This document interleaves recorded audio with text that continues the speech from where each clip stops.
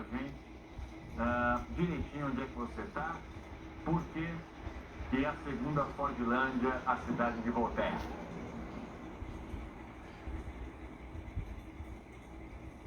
Oi, Trali, muito boa noite para você, boa noite para todo mundo que está com a gente aqui na edição das 18.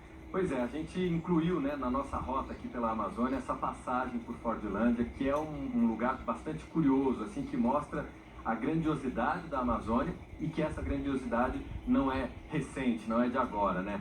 Fordlândia foi criada do zero, no meio da floresta amazônica.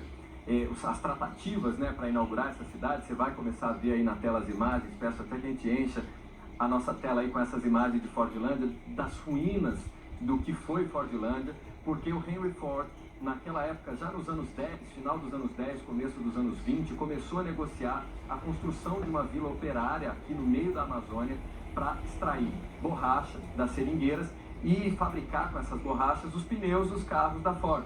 Então, foi uma construção do zero, no meio da Amazônia, não tinha transamazônica, não tinha nenhum tipo de estrada, tudo chegou pelo rio Tapajós e foi montado ali em Fordlândia. Hoje está completamente abandonado, é triste até, virou uma ruína ali. A gente viu equipamentos daquela época fabricados, tem ali forjado no ferro, a fabricação 1919, nos anos 10, anos 20, mas não tem nenhum tipo de museu que cuide daquele lugar. O galpão onde era a fábrica, virou um depósito ali, uma oficina da prefeitura de Aveiro.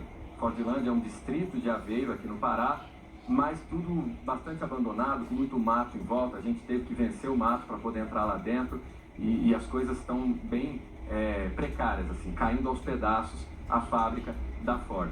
Só que lá, esse projeto de Fordlândia não deu muito certo, Trali. E uns anos depois, por causa do terreno, que as seringueiras não se adaptaram ali, né, as plantações das árvores para a produção de borracha não se adaptaram ali, e também por causa de pragas, doenças tropicais como a malária, que acabaram afetando os trabalhadores de Fordlândia, o projeto foi deixado de lado.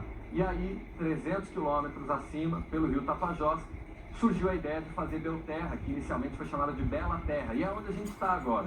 Belterra sim deu certo, tem até hoje, olha só, que curioso, as casas que foram construídas, a gente está na rua aqui dos mensalistas, que eram os funcionários do segundo escalão dessa fábrica da Ford aqui. Essa vila foi toda construída, ali tem, olha, uma área que hoje é a prefeitura de Belterra, e se eu atravessar a rua, vocês vão ver que as casas aqui em Belterra ainda mantêm, né?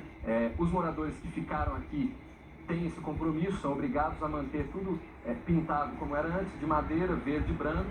E se a gente for caminhando pela rua, você vai ver que os vizinhos, todas as casas, têm essa carinha de casa americana, assim. Tudo isso foi construído lá na década de 40 para receber esses funcionários, trabalhadores da Ford que vieram para cá.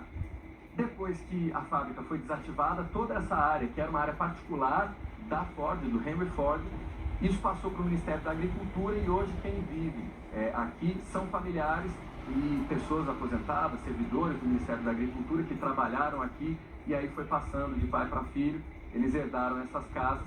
Acabou virando depois uma cidade, um município mesmo, que é o município de Belterra, aqui no Pará. Uma história curiosíssima que a gente encontrou pela frente. Belterra está muito bonitinho, a cidade muito bem cuidada, e as casas mantidas ainda assim, com essa carinha de casinha americana. Apesar de ser o dono disso tudo lá inicialmente, o Henry Ford nunca veio aqui.